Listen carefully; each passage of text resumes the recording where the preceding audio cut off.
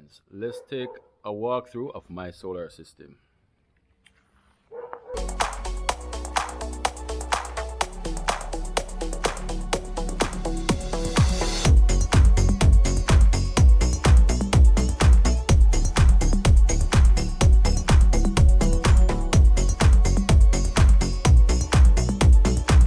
Before we start to walk through, let's talk a little bit about our load here. So in this home, it's 8 of us living here. We use a lot of power. The entire house is air conditioned.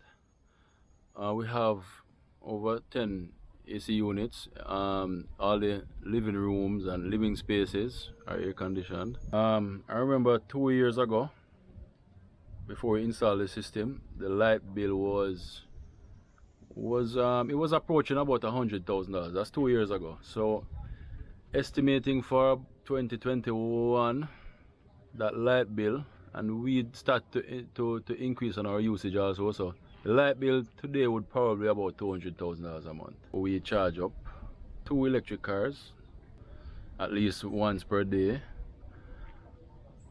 There's a water pump, 2 refrigerators. We got a deep freezer, a washer and dryer. It's a bit, you know, there's a lot. Just to list a few things that's here in the house.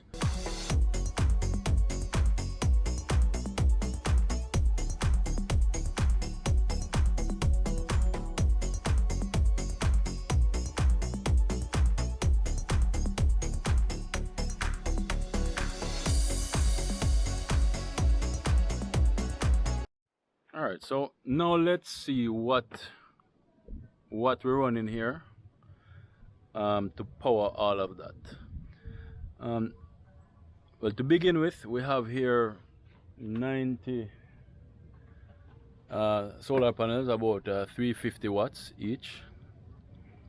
So we can do the math on that, and it's over 30 kilowatts of capacity. So we use roughly about 4,000 kilowatt hours of power every month.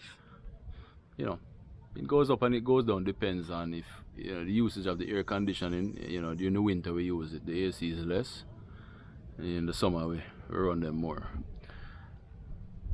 So the 90 solar panels, they provide enough for us. It does take a little management when there's consecutive rainy days. Like if there's about 2 to 3 consecutive rainy days, then we have to take that into consideration, and we have to use backup power. Our backup power happens to be JPS. We didn't have any use for the generator after we installed the solar system, so I pretty much just gave it away. One of the things that I recommend is for you to visually inspect your panels if you can. It's just good to just come take a look at them every now and then to see if they are really dirty. If they are really dirty, you're going to lose generating capacity. So you would definitely want to come and inspect them every now and then if you can. Or you could call us. You could call us at Essential Solar to handle that for you. If they're dirty, you should have them cleaned, and it's not that expensive to have them cleaned. A good opportunity to show you. Let's take a look. Whenever you're working with a concrete roof, I do not recommend drilling straight into the roof because it might cause leaks. So I recommend going through the extra expense, purchasing some core wall blocks, and we drill into that instead. That way we don't cause any, there's no extra chance of causing any leaks by installing the solar panels this way.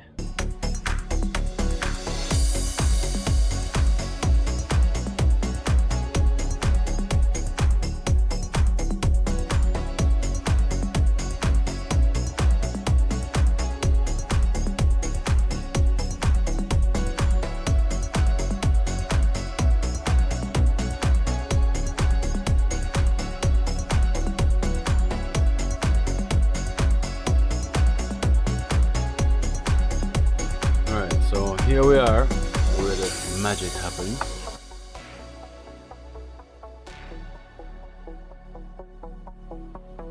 Come on in.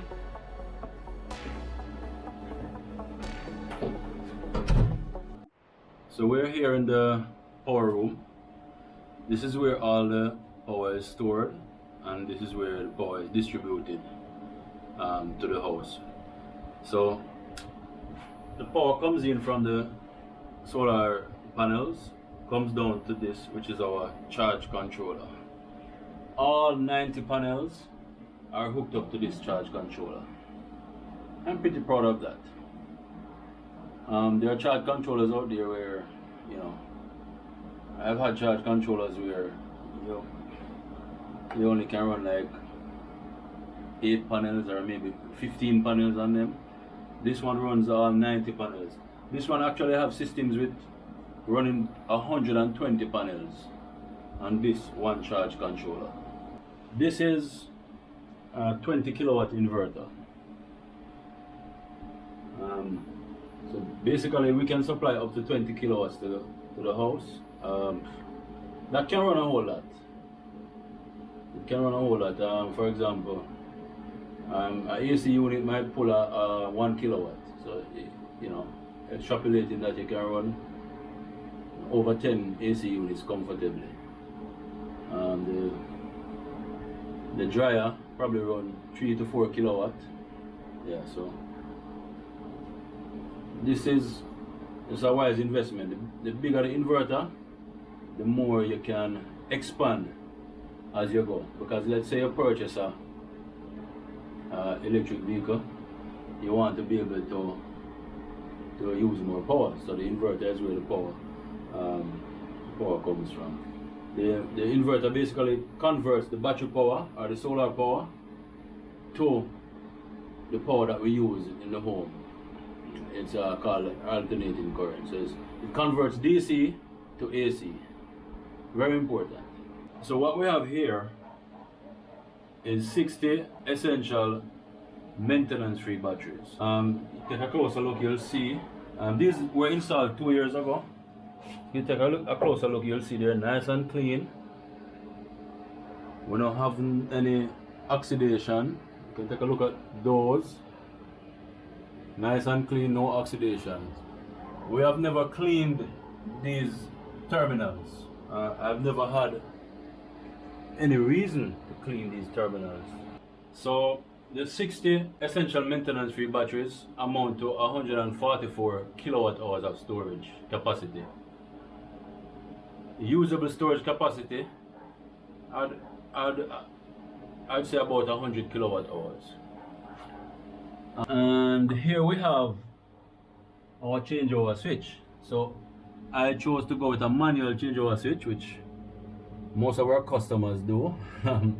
It's just less costly.